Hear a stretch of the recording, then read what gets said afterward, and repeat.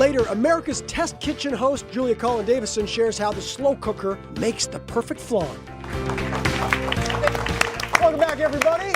She's a New York Times best-selling author and a featured thought leader on Oprah's Super Soul Sunday. Ooh, impressive. That's a big deal right there. Here with her latest book, Judgement Detox. Please welcome back Gabrielle Bernstein. Welcome back, Gabrielle. Nice to have you. Now, the subtitle of your book, and I like this, is Release the Beliefs That Hold Us Back from Living a Better Life. So, how is judging holding us back from happiness?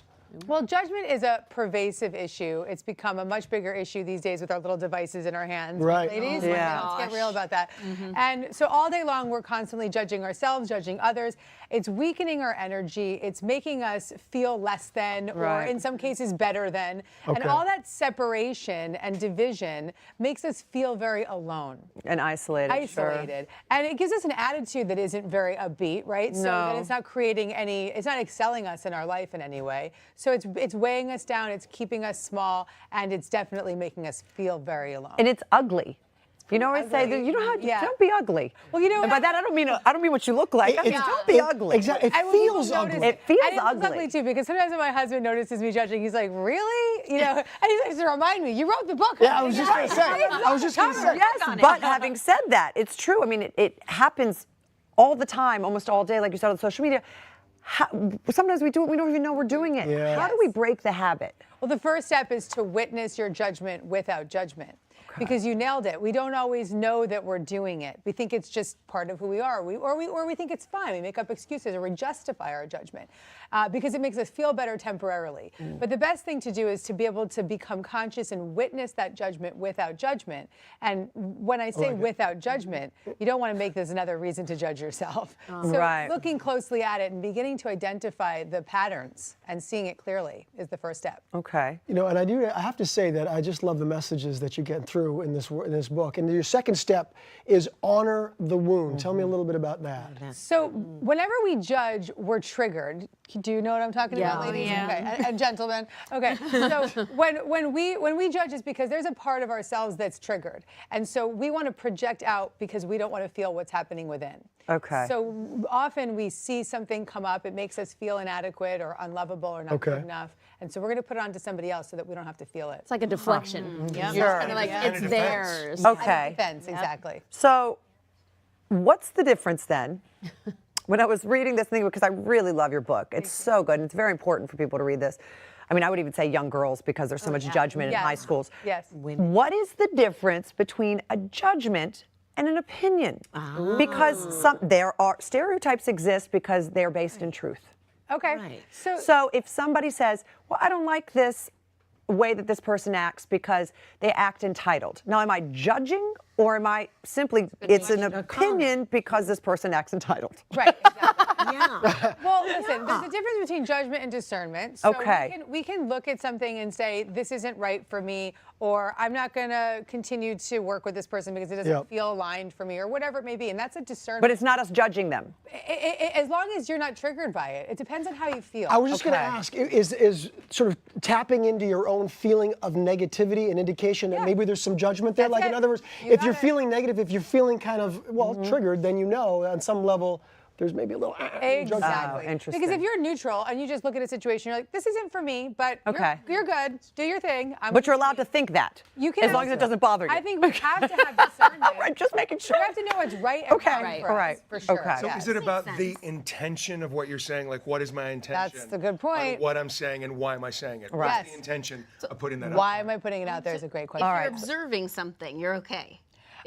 Which is like, again, without an attitude. How about that? Right, observing without an attitude. I like that. That's going to be the name of your next book. All right, so Larissa has a question, I know. Oh, man. Or more of an experience, Yeah, an right? experience. This is embarrassing. I can't believe I'm saying this. Okay, so as you said, social media, you know, Twitter, Instagram, all of it, Facebook. Every time I see somebody I know that's posting a wedding picture or gotten engaged or just had a baby, and I'm so happy for them, but I have the snap judgment like, ugh, stop posting that. Because I'm like, that's what I want. That's right, yeah. So that's Even the way you're saying it right now. I know, and Having I a feel bad baby. saying that. I mean, to the point where like we've done segments here that I produced with wedding gowns and wedding dresses and stuff, and I would go and like sneak into them and try. Yes. Well, thank you for your- But I think it's very honest of you to put it out there. Yeah. I appreciate that. I appreciate that. Totally People can Totally relate to not that. a creep So- over here. But yeah, is that because I want it? Of course it is, yeah. So when we see others, sometimes if there's jealousy or there's feelings of lack within ourselves, we Right. will judge so we don't have to feel that lack. And so this is a great opportunity for you to look at that. This would be a beautiful book for you right now. So I'm going to make sure we get you a copy. Okay, good. Yes, yes. Thank you. It also comes with a wedding dress. I'm kidding. Well, the truth is it might, because it might. Well, People have done this book. One woman, took 3 years to get pregnant. After practicing these steps, she got pregnant in 1 month. See? So you So never that- know. Your husband, do the book. But what she just Your said husband is might that the be on the negativity is way. holding us back. So Exactly. this is bringing us It up. is. It's keeping you in the story of I'm not getting what I want, rather than putting you in a different story. So And you gotta- Oh, so you're putting that out Okay. in the universe. That's Oh, right. that's That's interesting. right. Okay. Thank you. Yep. Paige, how about you? You've got some experiences too. I think it's helpful for people to hear this because it's relatable. People can Very understand what we're relatable, talking yeah. about. I really have, not that I haven't thrown stones myself, but am so judged in what I do. When I started in construction in 2001, and I would go into the hardware store and instantly be judged by what I look like.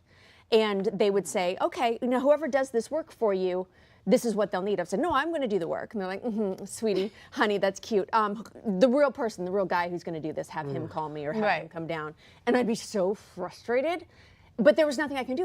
No, I'm really, as they're walking away, I'm going to do it. I'll show you a picture. Right. And it was so frustrating. But then, now it's a little more accepted that a woman would be in construction, but then it wasn't. And I found myself getting so frustrated and feeling like I had to prove to them. Like, Home Depot worker doesn't remember me or care about me. Well, you just said it, because there was still a part of you that felt as though you had to prove it to the world. Yes. And so the outside world is always reflecting back to us whatever is happening on internal conditions. So if that was your belief system internally, they're just planting it right back in your face. So I'm sure that as you started to grow into your own faith around what it is that you do, it probably happened less and less. Oh, it doesn't happen ever. Right. now. And it's not that the climate has changed, and it's not that that's something that's different. It's that you're You've different. changed. Yeah. Yeah. And I Because, think when those things happen, it's because it's pushing a button inside of us that goes, well, maybe I can't do it. Yeah. Why are you, okay. Yes. But that was a good example. But it of- made me mad and it made me stronger. of Exactly. It experiencing- made you build That's more what That worked houses. then. Yes, that works. Listen, lots of great examples there. Now, if you can find even more information about Judgment Detox at hallmarkchannel.com and, of course, at Gabby's website as well. We Thank could you talk. so much. We could Thank you, talk guys. for the next 2 Yeah, hours. like we'll about keep this. talking. Fabulous, Gabby. Thank you. guys. You all stick around. Kim, you're up next. You're making us look good. I am. The eyes are the windows of the soul, the shutters. I'm going to just keep using this along with the baked potato. And I'll help you with the shutters.